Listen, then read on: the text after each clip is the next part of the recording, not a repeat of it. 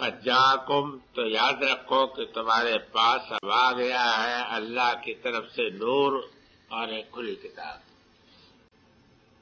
مطلب یہ ہے کہ جو نور، جو کتاب عطا ہوئی تھی وہ تو تم نے گم کر دی تھی۔ یہ اللہ کا بہت بڑا فضل ہوا ہے کہ اس آخری رسول کے ذریعے سے پھر اللہ تعالیٰ نے وہ روشنی بھی دی ہے اور کتاب بھی دی ہے۔ یہ صاف معلوم ہے کہ یہ دنیا ہمارے اور آپ کے لیے ایک عالم ظلمات ہے بالکل، اگر خدا کی عطا کی روشنی نہ ہو، تاریکی ہے بالکل۔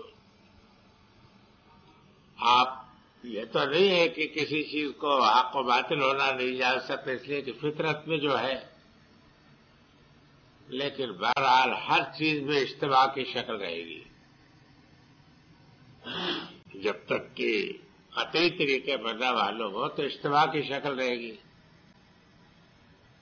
آپ کو معلوم ہوگا کہ جاہلیت کے زمانے میں جو لوگ کی دین حنیفی کے پیرو تھے، یعنی حضرت اسماعیل کے دین پر تھے، ان کے متعلق روایات میں آتا ہے کہ جو ان کے اندر زندہ لوگ تھے، جن کے اندر دین کا شوق تھا، تو بیت اللہ کی دیواروں سے ٹیک لگا کے بیٹھ جاتے اور یہ کہتے کہ رب ہم نہیں جانتے کہ تیری عبادت کس طریقے سے کرے، انہیں اسی طریقے سے کرتے۔ تو یہ جستجو تو باقی رہتی ہے۔ تو اب شریعت کے ذریعے سے جو کچھ آیا تھا وہ تو یہود نے اپنا قتل بیوت کر کے اور نصارہ نے برباد کر دیا تھا۔ فطرت کی روشنی کا حال یہ ہے کہ وہ بتاتی تو ہے بہت زور سے کہ نیکی کرو، عدل کرو، انصاف کرو، یہ کرو، خدا کی بندگی کرو، لیکن اس کی شکل اور صورت تو نہیں معین کرتی، نہیں، اس میں بڑے اختلافات ہو سکتے ہیں۔ تو وہ چیز جب معین ہو تب نہ آدمی اطمینان قلب کے ساتھ خدا کی بندگی کے راستے پہ چل سکتا، ویسے تو نہیں چل سکتا۔ تو فرمایا کہ دیکھو اللہ کی طرف سے روشنی اور ایک کتاب مبین۔ یہ ظاہر ہے کہ کتاب مبین سے مطلب وہی روشنی ہے، شرع کے طور پر آیا ہے، یعنی نور جو ہے وہی کتاب مبین ہے۔ خدا و تعالیٰ کی طرف سے جو روشنی آئی ہے، تو ہم آپ حقیقت میں تو یہ سورج کی روشنی سے اور ستاروں کی روشنی سے تو رہنمائی نہیں پا سکتے، اس لیے کہ ہمارے اندر جس ہدایت کی طلب ہے تو وہ ہدایت کی طلب تو اللہ تعالیٰ کی طرف سے جب تک روشنی نہ آئے اس وقت تک پوری نہیں ہو سکتی نا۔ تو فرمایا کہ وہ کتاب مبین پھر جس کو کہ تم نے گم کر دیا تھا اور جس روشنی سے تم محروم ہو گئے تھے پھر آ گئی۔ یہدی باللہ من اتبع رضوانہ، اللہ تعالیٰ اس کے ذریعے سے رہنمائی کرے گا ان لوگوں کی کہ جو اس کی خوشنودی کے طالب ہو۔ معلوم ہوا کہ خدا کی طرف سے تو یہی کام ہو سکتا ہے نا کہ آپ کے لیے وہ روشنی پھر نازل کر دی ہے، لیکن اس روشنی کو قبول کرنے کے لیے بہرحال آپ کو اپنی صلاحیت کا بھی مظاہرہ کرنا پڑے گا، یعنی آپ کو اس کی طلب ہو۔ یہ فلسفے والے مضمون میں میں نے واضح کیا ہے نا کہ فطرت کی جو روشنی ہے اس کی مثال تو پائلٹ فلیم کی ہے، یعنی وہ روشنی ہے، اس میں طلب ہے، تڑپ ہے، سمجھ گیا۔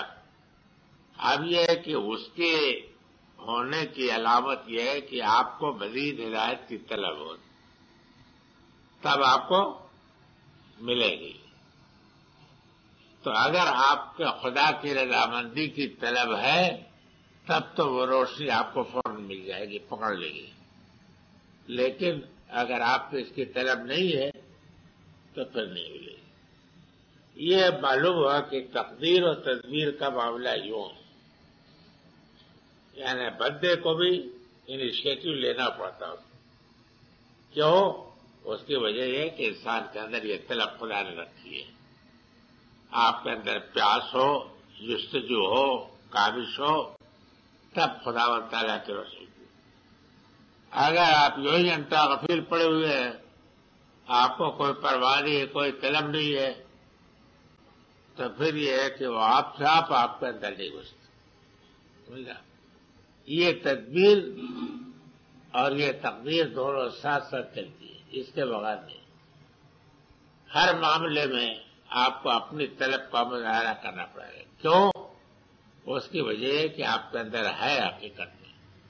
اگر دوسری خواہشوں سے آپ مغلوب نہیں ہو گئے تو وہ چیز لازماً ابھرے گی۔ اگر دوسری چیزوں سے آپ مغلوب ہو گئے ضرورت سے زیادہ، تو یہ ایک بیماری کی حالت ہے کہ جس بیماری سے نکلنے کے لیے بہرحال آپ کو جدوجہد کرنی پڑے گی۔ یہ سمجھ رہے ہیں آپ؟ یہ بہت ضروری چیز ہے، اس حقیقت کو سمجھ لیجیے، اس کے بغیر نہیں کام بنے گا۔ تو فرمایا کہ اس کتاب سے فائدہ پہنچے گا، ہم نے انتظام تو کر دیا ہے، لیکن ان لوگوں کو جن کے اندر خدا کی رضامندی کی طلب، خدا کی رضامندی کی طلب کیوں ہوگی؟ اس کی وجہ یہ ہے کہ یہ چیز تو میں نے کہا نا کہ ابدع البدیات ہے، فطرت کے اندر بدیت ہے۔ سمجھ گیا؟ یہ واقعہ یہ ہے کہ خدا کے لیے طلب اور خدا کی طلب فطرت کے اندر اتنی شدت کے ساتھ ودیت ہے کہ میں نے آپ کو فقرہ سنایا نا الٹے جیسے کافر کا کہ nature cries up that God exist. اسے پوچھا گیا خدا کے متعلق تو اس نے کہا کہ یہ کائنات چیخ چیخ کر کے شہادت دے رہی ہے کہ خدا ولی۔ یہ واقعہ ہے، انسانی فطرت میں ہے یہ چیز، لیکن اب اس خدا کی رضا کیا ہے، خوشنودی کیا ہے، اس کے لیے وہ طرف آپ میں ہونی چاہیے جو جاہلیت کے دور میں بھی دین حنیفی کے پیروں میں تھی کہ نہیں تھی۔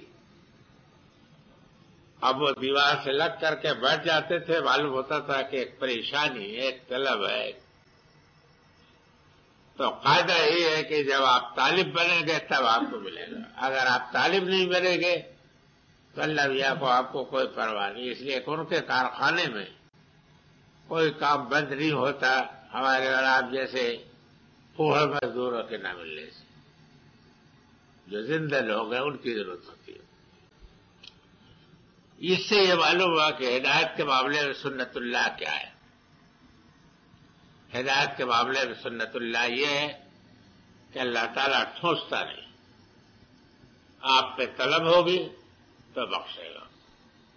جس چیز کے لیے بے قراری صحیح طریقے پر ہوگی، صحیح چیزوں میں سے، تو خدا کے اوپر یہ ذمہ داری ہے کہ ایسے بندے کے لیے ہدایت کا سامان کرے۔ لیکن جب تک کہ آپ میں یہ چیز نہیں پیدا ہوگی اس وقت تک آپ نہیں پا سکتے۔ یہدی باللہ من اتبع رضوانہ سبل السلام، اس کے ذریعے سے جو اس کی رضا کے طالب ہوں گے ان کے لیے امن کی راہ کھولے گا۔ آپ کو اوپر گزر چکا ہے، پہلے کتاب اپنی کتاب کو گم کر کے اس میں تعریف کر کے اور اس کو فراموش کر کے ایسی جنگ و جدل میں مبتلا ہو گئے تھے کہ اغرانا بینہم العداوۃ والبغضاء الی یوم القیامہ ذکر آ گیا۔ تب یہ ہے کہ وہ امن کا راستہ پھر ہو جائے گا، یعنی یہ عداوت اور بغضا جو برپا ہے یہ دور جائے، اس کو یاد رکھیے گا۔ لوگ کہتے ہیں نظم نہیں ہے قرآن میں، اوپر جب کہا کہ اغرانا بینہم العداوۃ والبغضاء کس وجہ سے؟ کہ ان کے جو کتاب روشنی ملی تھی۔ اب یہ ظاہر ہے کہ اگر روشنی نہیں ہے تو وہی بات جو مولانا روم نے کہا نا کہ اندھیرے میں بہت سے لوگوں نے ہاتھی پہ ہاتھ رکھا، یہ جاننے کے لیے ہاتھی کیا ہے۔ کسی کا ہاتھ سوٹ پہ پڑا تو اس نے سمجھا کہ ہاتھی نام ہے سوٹ کا، کسی کا پاؤں کے اوپر پڑا تو اس نے کہا کہ وہ کھمبے کی شکل میں ہوتی ہے، کسی کا اس کے کمر کے اوپر ہاتھ پڑا تو اس نے کہا وہ پہاڑی کی شکل کی ہوتی ہے۔ بہرحال ہر ایک نے جتنا دیکھا اسی کے لحاظ سے وہ تصور کیا، باقی رہ گیا کہ ہاتھی کیا ہے وہ اب بھی غائب رہا ہے، ہاتھی جیسا جانور۔ مولانا روم نے تفصیل کے لیے بہت ہے، ہاتھی بھی کسی کو نظر نہیں آ سکتا ہے اگر واقع ہے کہ وہ روشنی نہ ہو۔ تو نتیجہ ہوا کہ روشنی گم ہو گئی تو ہر چیز کے بارے میں اختلافات پیدا ہو گئے۔ یہ نہ خیال فرمانا کہ کسی دوسرے ہی کی داستان ہے، آپ کی داستان ہے، اب یہ آپ کی داستان ہے۔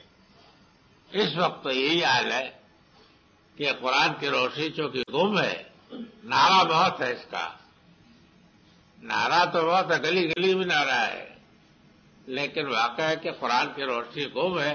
اس کا نتیجہ یہ ہے کہ کسی کے پلے کچھ پڑ نہیں رہا ہے، کوئی ہاتھی کو ستون بتاتا ہے، کوئی ہاتھی کو پہاڑی بتاتا ہے، اور کوئی کچھ بتاتا ہے، کوئی بتاتا ہے۔ یہ ہو گیا۔ جب تک کہ یہ روشنی نہیں ہوگی اس وقت تک امن کا راستہ نہیں ہو سکتا۔ سمجھ گیا؟ آپ تقریر کرتے رہے ریڈیو پر کہ علماء کو متحد ہو جانا چاہیے اور تمام مسلمانوں کو ایک طرف سوچنا چاہیے۔ سمجھ گیا؟ آپ اس قسم کی باتیں آپ کرتے رہیں گے، لیکن حقیقت جو کہ گم ہے، اس وجہ سے اس نزاع و خصام سے نکل کر امن کا اور سلامتی کا راستہ اختیار کرنا آپ کے لیے ناممکن ہے۔ ایک لازم ہے یہ کہ بہرحال سب کو قرآن کے اوپر مجتمع ہونا چاہیے، اور یہ اجتماع اس وقت ہو سکتا ہے کہ جبکہ قرآن کی روشنی میں آپ قرآن پر غور کریں، قرآن کی روشنی میں آپ قرآن پر غور کریں۔ اگر آپ قرآن کی روشنی میں غور نہیں کریں گے، اپنے گھر جو آپ نے چراغ رکھے ہیں وہ اس کی روشنی میں غور کریں گے، تو پھر وہ جدال و خصام باقی رہے گا کہ جو ہے اب تک۔ اس کی وجہ یہ ہے کہ آپ نے تو یہ ہے کہ آپ نے الگ الگ فقہ، الگ الگ شریعت، الگ الگ دین بنا لیا ہے، اور آپ کی کوشش یہ ہے کہ جو کچھ آپ مانتے وہی قرآن مانے، وہی قرآن مانے لازمن۔ سمجھ گئے آپ؟ اگر نہیں مانتا قرآن تو اس کا آپ گلا دبوچ لیتے ہیں کہ مان۔ تو اس طریقہ سے نہیں ہو سکتا، بلکہ صرف ایک راستہ ہے کہ وہ یہ ہے کہ مکمل طور پر آپ اپنے آپ کو قرآن کے حوالے کریں کہ قرآن یہ بات کہتا ہے، سمجھا، اس کو سمجھے اور اس کو مانے۔ یہ بات یاد رکھیے کہ میں ان بیوقوف لوگوں میں نہیں ہوں کہ جو آپ کو یہ اس خطرے میں مبتلا کرو کہ قرآن اپنے معنی کو بتانے کے لیے کسی اور چیز کا بتائے۔ قرآن کے الفاظ، قرآن مجید کا نظام، قرآن مجید کے اپنے نظائر، اپنے شرائط آدمی کی رہنمائی کے لیے بالکل کافی۔ آپ کو عربی زبان اعلیٰ درجے کی آتی ہے، اگر آپ قرآن مجید کو پر تدبر آپ نے کیا ہے، مطالعہ کرتے ہیں، یہ ظاہر ہے کہ اگر خدا کی کتاب ہے تو عمر بھر سب سے پہلے اس کو غور کرنا چاہیے۔ اگر آپ غور کریں گے تو قرآن مجید کے معنی و حقائق سب آپ کے اوپر کھلتے جائیں گے، اور بتدریج اتنے کھلتے جائیں گے کہ آپ کی اور آپ کے آئندہ نسلوں کی زندگیاں بھی ختم ہو جائیں گی، لیکن قرآن مجید کے معارف پہ کمی نہیں ہوگی۔ یہ بات یاد ہے۔